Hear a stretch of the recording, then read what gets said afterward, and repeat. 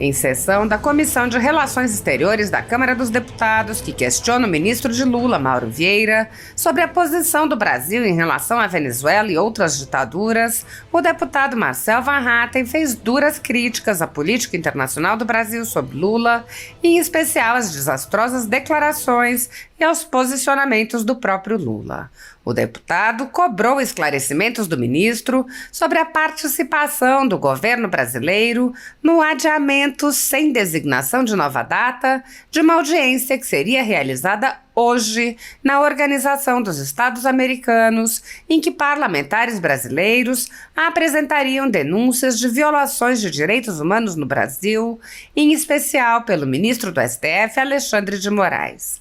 Van Hatten relatou que os parlamentares estão recebendo informações muito desconexas sobre um alegado convite do governo brasileiro para que um comissário da Comissão Interamericana de Direitos Humanos visite o Brasil, feito após a audiência pública ter sido marcada e que teria desencadeado o adiamento da reunião. O deputado alertou que há também relatos de que o governo brasileiro teria atuado ativamente para impedir a realização da audiência que denunciaria as violações de direitos humanos no país.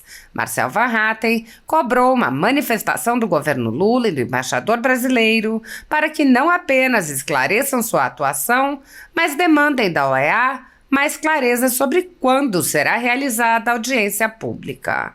O deputado afirmou que, além da questão dos direitos humanos no Brasil, que precisa ser discutida, a diplomacia brasileira precisa explicar os comportamentos de Lula, que vem causando uma série de incidentes internacionais com suas declarações. Van Hatten lembrou que Lula disse que o governo Trump seria nazismo com outra cara, depois de comparar a conduta de Israel também com o nazismo. O deputado questionou o ministro. Gostaria de saber de Vossa Excelência se chegou a orientar Lula a se retratar, a pedir desculpas por ter feito uma manifestação tão repugnante e desprezível.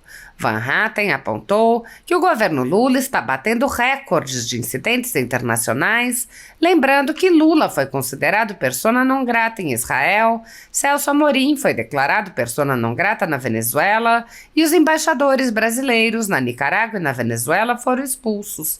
O deputado prosseguiu lembrando que Lula se manifestou sobre eleições em outros países apoiando candidatos. Van Hatten disse: "Temos uma série de desastres da diplomacia nacional. Pergunto o que este mandato está significando no contexto internacional." Ele apontou que, contrariando a tradição diplomática brasileira, estamos nos aliando, neste momento, a todos os perdedores e, em muitos casos, a ditaduras que limitam os direitos de seus cidadãos. O deputado questionou: "Quero saber se tem havido, da parte da diplomacia brasileira, algum tipo de recomendação para que Lula cale a boca." O deputado se manifestou em pronunciamento com a deputada Bia Kicis sobre o adiamento da audiência na OEA, expondo que houve interferência do governo brasileiro e de ONGs parceiras da ditadura sob o aplauso da velha imprensa alinhada. Os deputados alertaram que a ação foi um tiro no pé, pois o adiamento da audiência tem grande repercussão e os parlamentares estão em contato com o novo governo eleito nos Estados Unidos. Van Hatten afirmou: "É um momento muito triste de grave violação dos direitos humanos, principalmente para quem é opositor do governo Lula, para quem denuncia os abusos de autoridade do STF. Muitas pessoas sendo perseguidas, censuradas, presas, passaportes cancelados. Nós decidimos não desistir da viagem. O que nós podemos garantir para todos vocês que estão acompanhando é que nós vamos continuar trabalhando muito e que esse cancelamento foi um tiro no pé, porque assim como da outra vez que a gente veio aqui para fazer uma denúncia na Comissão aqui de Direitos Humanos da Câmara dos Deputados americana, acabou dando uma repercussão muito maior quando tentaram botar água no chope, como se diz no popular. Agora também está dando muito mais repercussão. A gente está tendo, inclusive, mais tempo para trabalhar bastidores que não teríamos se tivéssemos audiência. Nós estamos em contato com pessoas que farão parte da nova administração do Donald Trump. Estamos em contato com republicanos, deputados, deputadas republicanos. Em breve, nós daremos notícias para vocês do que ainda vai acontecer nessa viagem. O deputado lembrou: quando o direito acaba no nosso país, a gente tem que buscar a justiça onde ela ainda é praticada. E aqui nos Estados Unidos, não só por causa do poder da Constituição americana, do povo americano, mas também por causa de toda a influência internacional que o país tem, é onde nós podemos buscar muitas vezes aquilo que hoje nós já não encontramos no Brasil. Saudar a presença do ministro. Havia informação inicial que talvez não se realizaria nessa quarta-feira a audiência com o ministro, e também, de outro lado, tínhamos aqui já uma audiência pública a realizar-se nessa semana na Organização dos Estados Americanos sobre institucionalidade no Brasil, justiça e liberdade de expressão. Então, assim, eu peço vênia por participar virtualmente, mas fiz questão de endereçar algumas perguntas ao ministro. E, para iniciar, eu gostaria, senhor ministro, que fosse feito um esclarecimento sobre a participação do governo brasileiro, que era parte dessa audiência pública que viria a ser realizada hoje aqui em Washington, no adiamento dessa importante iniciativa da Organização dos Estados Americanos. Nós recebemos informações muito desconexas, esparsas a respeito de um convite feito pelo governo brasileiro para que o comissário da OEA responsável pela questão da liberdade de expressão visitasse o Brasil, e esse convite, feito posteriormente à confirmação da realização da audiência pública, confirmação feita no dia 7 de outubro, portanto recentemente, este convite teria desencadeado o adiamento da reunião. Não vemos necessidade para isso, é óbvio que é uma decisão da Organização dos Estados Americanos, mas além desse convite ter desencadeado supostamente esse adiamento, há também fontes que dizem que o governo brasileiro teria, em lugar de se colocar como um ator que observa e ao mesmo tempo, obviamente, se manifesta no processo, ao lado de parte dos interessados nessa audiência. Então, eu gostaria de obter do ministro informação também que fosse esta Comissão de Relações Exteriores e Defesa Nacional divulgar o conteúdo, a data do convite feito ao senhor Pedro Vaca para que fosse ao Brasil, para que tudo ficasse muito transparente e que eventuais desconfianças, inclusive, em relação à postura do Estado brasileiro nesse caso, possam ser dirimidas. Acho muito importante, inclusive, senhor presidente, o deputado Lucas Redec, fazer menção aqui que estivemos ontem com o senhor Benoni Belli, que é o representante brasileiro aqui na OEA, e fizemos a solicitação verbal e agora pela manhã formal, por e-mail, ao embaixador, para que também se manifestasse a missão em relação a esse cancelamento que foi feito a menos de 2 semanas da realização da audiência pública, já com a missão autorizada pela Câmara dos Deputados. É algo, no nosso entendimento, no mínimo inusitado, para não dizer potencialmente grave, e teve, inclusive, na postura do presidente Arthur Lira, ao mesmo assim dizer que viríamos a Washington para fazer reuniões bilaterais com a EA e com outros atores políticos, um apoio significativo aos nossos mandatos parlamentares. E assim, senhor embaixador Mauro Vieira, esperamos também que o Estado brasileiro se comporte, dando a institucionalidade da Câmara dos Deputados, que também é representado na ação externa do Estado brasileiro por ser um dos poderes, a sua devida solidariedade, e que também exija, ou pelo menos peça à Organização dos Estados Americanos mais clareza sobre quando será realizada, então, essa futura audiência pública. Além da questão dos direitos humanos no Brasil, que precisam ser discutidos em foros internacionais, foi tratado longamente sobre a questão venezuelana, agora há pouco, pelo deputado Lucas Edecker, também pelo meu colega deputado Eduardo Bolsonaro. E eu gostaria de lembrar ao embaixador, ao ministro, que 2 semanas atrás estivemos com o Celso Amorim na comissão e ele nos garantiu que seria tratado o tema da ativista Maria Oropesa e que o Estado brasileiro tomaria também ações no sentido de garantir que as medidas cautelares decididas pela própria OEA fossem implementadas. Então, bem objetivamente, eu gostaria de saber, senhor ministro, de 2 semanas para cá, o que o Estado brasileiro fez em relação ao caso de Maria Oropesa. Também gostaria de dizer que nós estamos agora, nesse momento, com o período de transição aqui nos Estados Unidos de governos, né, Trump eleito presidente para um segundo mandato, e gostaria de, assim, perguntar a Vossa Excelência, ministro, como ficará a relação do Brasil, em particular após as manifestações de Lula, por exemplo, dizendo que o governo de Trump seria nazismo com outra cara. Seria muito importante ter uma manifestação de Vossa Excelência nesse sentido, e eu espero que ela seja feita da forma também mais objetiva possível. É muito claro que Lula, aliás, tem um problema com o termo nazismo, porque ele comparou a defesa de Israel, no caso dos ataques feitos pelos terroristas do Hamas, à exterminação de judeus sob Hitler no nazismo. E foi isso, é importante lembrar, que acabou resultando numa reação da chancelaria israelense e também na declaração de que Lula é, a partir de então, persona non grata. Perguntei ao embaixador Celso Amorim se antes dessa declaração de persona non grata, antes da reação do governo israelense, mas após a manifestação absolutamente descabida, repudiável, repugnante do presidente Lula de que a defesa de Israel seria comparável ao nazismo sob Hitler, eu gostaria de saber de Vossa Excelência se, igualmente como nos revelou Celso Amorim, se Vossa Excelência não chegou a orientar antes desta reação do Estado israelense contra Lula, se chegou a orientar Lula a se retratar, a pedir desculpas por ter feito uma manifestação tão, repito, repugnante, desprezível e que certamente causou horror não apenas aos judeus no mundo todo, mas a todos aqueles que sabem que esse tipo de comparação não se faz.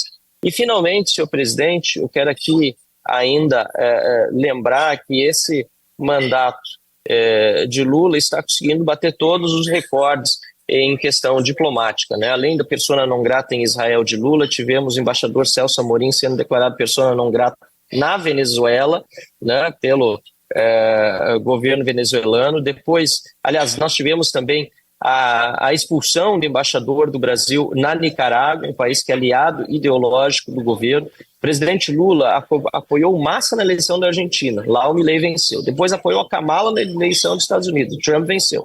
Apoiou o Maduro na eleição da Venezuela, a oposição venceu, apesar do Maduro ter roubado. Então nós temos uma série de desastres da diplomacia nacional, e eu me pergunto para o embaixador Mauro Vieira, o que afinal de contas esse mandato está significando no contexto internacional, porque sinceramente, em se tratando de uma nação que tem ao longo dos séculos demonstrado uma pujança, uma importância internacional como o Brasil, ver nós nos aliando nesse momento a todos os perdedores, antecipadamente, tentando interferir, inclusive, nas políticas internas. E pior, aliando-nos, em grande parte dos casos, a ditaduras e a países que limitam a liberdade dos seus cidadãos, não é boa notícia para o Brasil.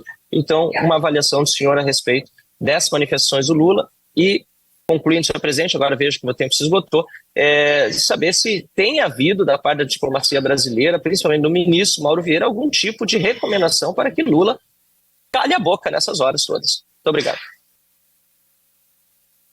Olá, pessoal, boa noite, estamos ao vivo, 8 da noite aqui, né? São 10h17 aí no Brasil, mas como o povo dorme tarde mesmo, né?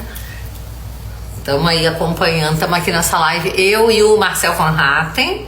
Nós estamos em Washington, numa missão oficial, e queremos compartilhar com vocês. Boa noite todo mundo que está vindo aí, tá? Quem ainda não acompanha o deputado Marcel... Olha, Bia Rainha, tô de acordo aqui, ó. Boa noite, pessoal, tudo bom? Se vocês ainda não acompanham o Marcel, que eu acho difícil, porque os meus seguidores são muito fãs seus também, então vocês podem seguir lá o deputado Marcel Van Hatten. De qualquer forma, e depois... E vice-versa. Depois vai estar na minha rede também. Daqui a pouco vai estar na rede. Quem não acompanha a Bia ainda...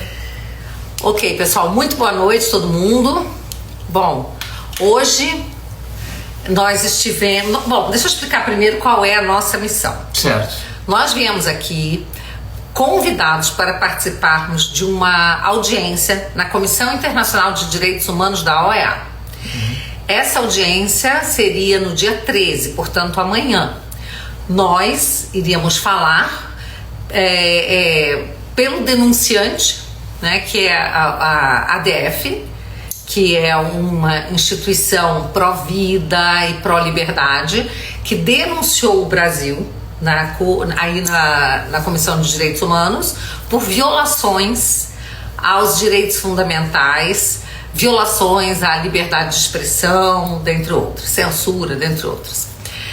E nós fomos convidados para participar, e junto conosco 7 ou 8 ONGs, todas de esquerda, todas que acham que o Brasil está vivendo uma linda democracia relativa e que o Supremo Tribunal Federal é o defensor da democracia.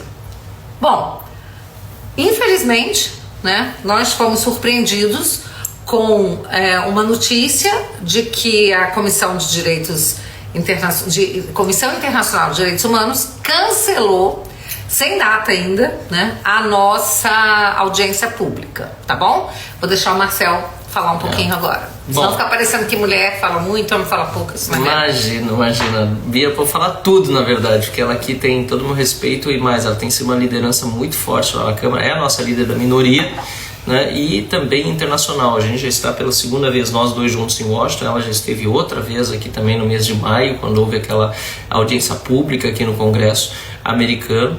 E esse é um momento também, né, Bia, antes só de entrar no assunto, muito importante pro Brasil, pro mundo e, claro, para os Estados Unidos, a vitória do Trump. E nessa semana agora vai haver eleição, inclusive, para a maioria no Senado.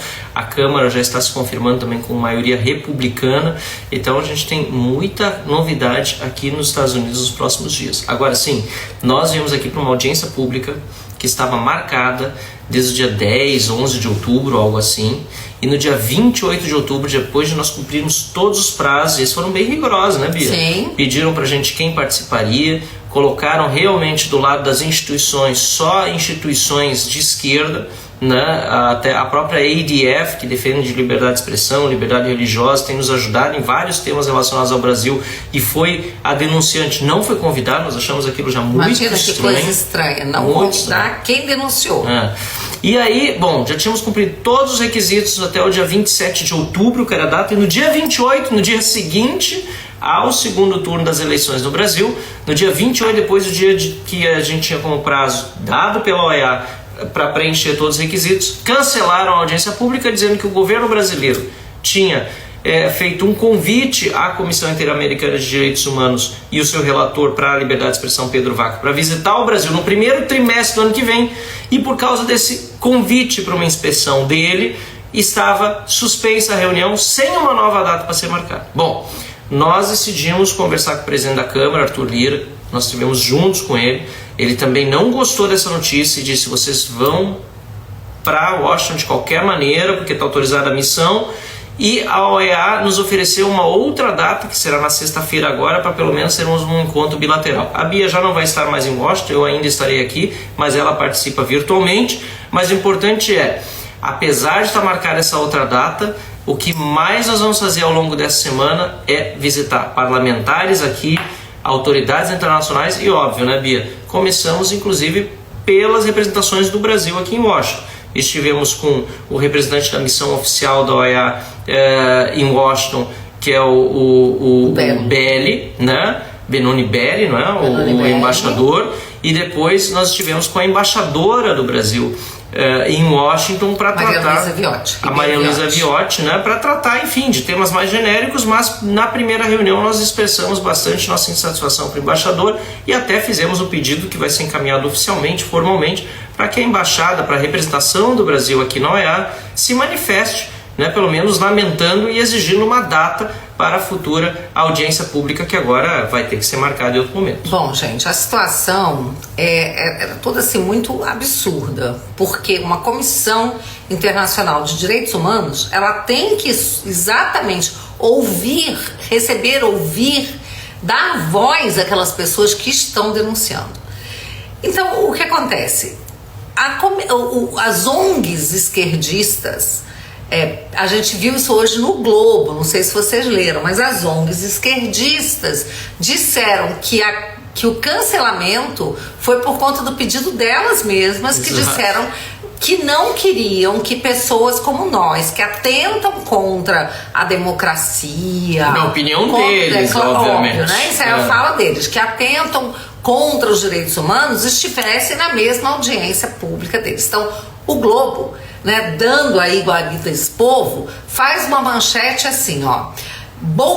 Deputados bolsonaristas têm derrota na Comissão Internacional de Direitos Humanos. E aí diz que a audiência foi cancelada. Isso é tão absurdo que só pode comemorar uma notícia dessas alguém que valida, alguém que acha bonito que o diálogo seja feito ouvindo um lado só. Ou seja, não é diálogo, é monólogo. Assim como o que a gente vê não é democracia, é tirania, tá certo?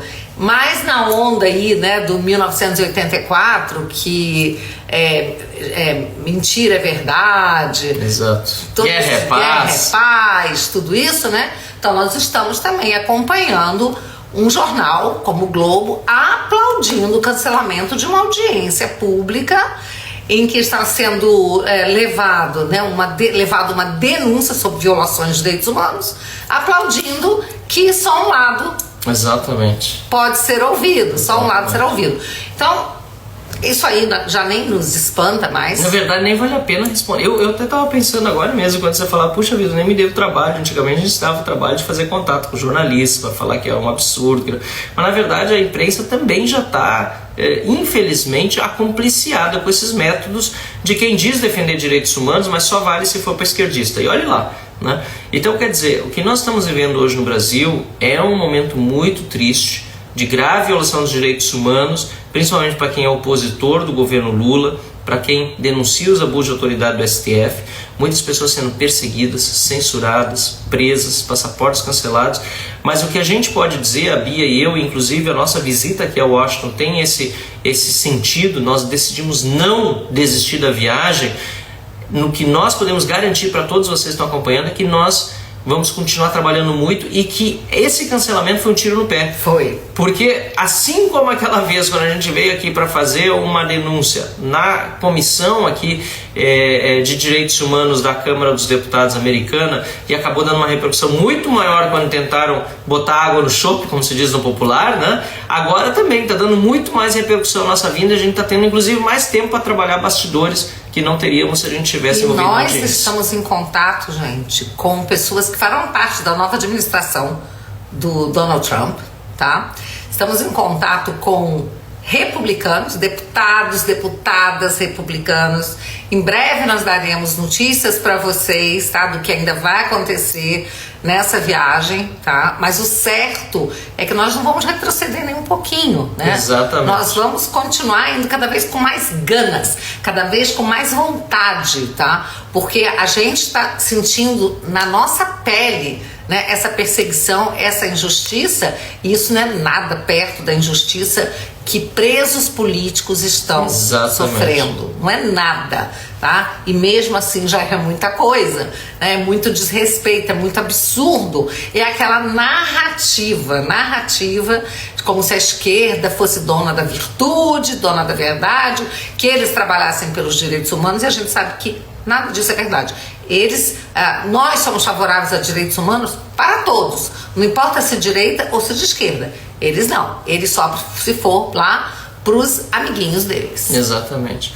Então acho que é isso, pessoal. A gente está aqui em Washington, até muita gente que me acompanha vai saber agora por essa live, que vai ser compartilhado também nas minhas páginas, né, que eu já cheguei aqui, eu saí ontem à noite, a Bia já estava antes nos Estados Unidos, vou passar os próximos dias aqui e a gente vai mandando mais informações para vocês, até porque aquilo que a gente pode, obviamente, divulgar nesse momento é que nós vamos seguir fazendo esse trabalho de conversar com as instituições envolvidas, a ADF. Nós temos inclusive amanhã uma reunião com representantes da ADF, tivemos uma hoje, né? Vamos ter também encontros, como disse a Bia, com parlamentares, com pessoas que têm influência aqui no cenário político americano, e esse é sim o momento. É claro que o Donald Trump assume só no ano que vem, mas agora é o período de transição, e essa vitória nos deu uma renovada esperança, fôlego, né? Todo novo, né? Eu vim mais cedo para os Estados Unidos porque eu estava na Flórida participando lá de um evento da apuração, né? Durante a apuração a gente estava acompanhando no que eles chamam de uma watch party, que é onde você tem um painel enorme, e era um podcast, o PBD,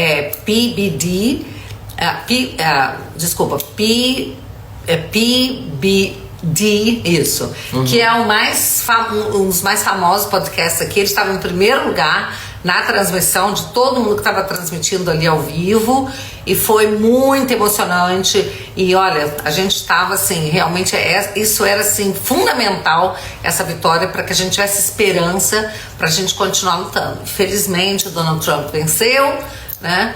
E a gente sabe que o cenário vai mudar, já está mudando. A gente está vendo até escrever na Folha o Bolsonaro. É verdade. E um ótimo, excelente artigo. Muito bom artigo. Muito bom. Né? Então é isso, pessoal. Continuem aí torcendo pela nossa missão, tá? Porque, vou dizer uma coisa, tem gente que fala assim, Marcelo, o que deputado brasileiro está fazendo nos Estados Unidos? Gente, não se esqueçam que tudo que a gente avançou até agora, a gente avançou porque nós resolvemos fazer essas missões no exterior. Vamos lembrar daquela deputada republicana que foi reeleita agora, Maria Elvira Salazar, mostrando a foto do De Moraes, o Alexandre de Moraes, numa audiência pública dentro do Congresso americano, gente, e chamando de tirano, e ela apresentou um projeto de lei para tirar o visto, não só dele, como de qualquer um que viole a liberdade de expressão, não é? Então, minha gente, isso rende muitos frutos. Eu acho que é um dos trabalhos mais importantes que a gente pode fazer hoje em dia. Exatamente, até porque quando o direito acaba no nosso país, a gente tem que buscar a justiça onde ela ainda é praticada.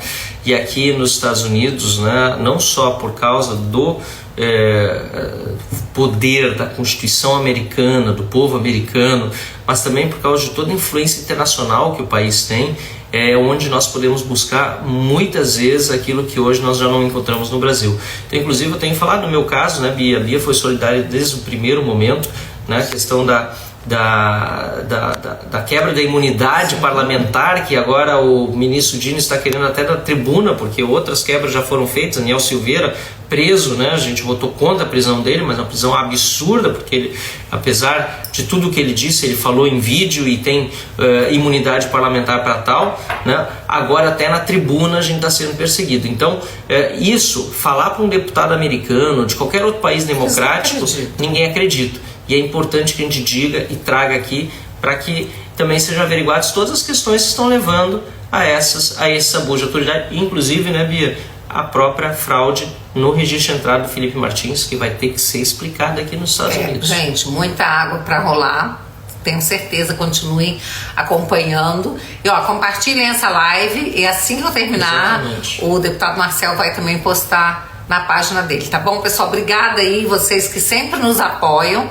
Saibam que nós estamos trabalhando muito, tá? E é com muito, assim, com um senso de responsabilidade muito grande, que a gente deixa a família, a gente deixa até mesmo o trabalho no Congresso, muitas vezes, coisas que nos interessam muito, estar presente, mas porque a gente sabe que a gente está fazendo o melhor que a gente pode, né, para ajudar aí nessa luta pela liberdade. Então, valeu, pessoal, um grande abraço para vocês. Fiquem com Deus, até a próxima. Tchau, pessoal, fiquem com Deus. Deus abençoe a todos. Tchau, tchau. O desrespeito ao devido processo legal e a violação ao sistema acusatório são marcas dos inquéritos políticos conduzidos pelo ministro Alexandre de Moraes no Supremo Tribunal Federal e já foram denunciados pela ex-procuradora-geral da República, Raquel Dodge, que promoveu o arquivamento do inquérito das fake news, e também por inúmeros juristas, inclusive em livros como Inquérito do Fim do Mundo, Sereis como Deuses e Suprema Desordem, Juristocracia e Estado de Exceção no Brasil. O ministro Alexandre de Moraes já foi chamado de xerife pelo então colega Marco Aurélio Mello pelos excessos cometidos em seus inquéritos, e o ministro Cássio Nunes Marques consignou em voto as violações de direitos nas prisões em massa ordenadas por Moraes. Apesar das constantes denúncias, o Senado brasileiro segue inerte, graças ao seu presidente Rodrigo Pacheco, que engaveta todos os pedidos de impeachment de ministros das Cortes Superiores que chegam às suas mãos. Em consequência da inércia do Senado, já houve centenas de apelos a cortes internacionais. A Comissão Interamericana de Direitos Humanos já recebeu, nos últimos anos, centenas de denúncias de violações a direitos, em especial à liberdade de expressão, relacionados aos inquéritos políticos conduzidos pelo ministro Alexandre de Moraes. A comissão foi informada sobre os jornais estourados, com equipamentos apreendidos, jornalistas perseguidos e presos. Foi informada sobre a invasão de residências de cidadãos e a apreensão de bens. Foi informada sobre a censura de meios de comunicação. Foi informada sobre a prisão do deputado Daniel Silveira e não se manifestou durante os meses em que o parlamentar ficou preso preventivamente por crime de opinião, nem após sua condenação por palavras em um vídeo. Foi informada sobre a perseguição a jornalistas que são impedidos de exercer a profissão e têm bens e renda confiscados. Foi informada sobre os ativistas que passaram 1 ano em prisão domiciliar sem sequer denúncia em Brasília, mesmo morando em outros estados. Foi informada sobre a prisão de Roberto Jefferson, presidente de um partido, e sua destituição do cargo a mando de Moraes. Foi informada sobre a censura a parlamentares. Foi informada sobre as prisões em massa, confisco de propriedades e tribunais de exceção. Foi informada sobre a morte no cárcere de Clériston Pereira da Cunha, com um pedido de soltura que simplesmente não foi apreciado pelo ministro relator. Foi informada sobre muitos outros fatos. Há pelo menos 5 anos, há pedidos para que a comissão mande cessar os inquéritos políticos conduzidos por Alexandre de Moraes.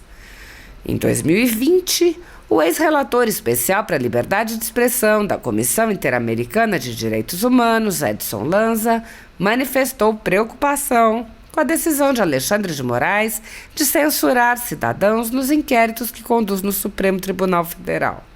Lanza disse: acompanho com preocupação decisão do Supremo Tribunal Federal que mandou fechar dezenas de contas em redes de ativistas e blogueiros por alegado discurso de ódio. Deve-se provar em cada caso que foi ultrapassado o limite da incitação à violência, conforme disposto no item 5 do artigo 13 da Convenção Americana sobre Direitos Humanos, conhecida como Pacto de São José da Costa Rica. Apoiadores do ex-presidente Jair Bolsonaro e pessoas que apenas têm um discurso diferente do imposto pelo cartel midiático vêm sendo perseguidos, em especial pelo judiciário. Além dos inquéritos conduzidos pelo ministro Alexandre de Moraes no Supremo Tribunal Federal, também o ex-corregedor do Tribunal Superior Eleitoral, Luiz Felipe Salomão, criou seu próprio inquérito administrativo e ordenou o confisco da renda de sites e canais conservadores, como a Folha Política, com o aplauso dos ministros Luiz Roberto Barroso, Alexandre de Moraes e Edson Fachin.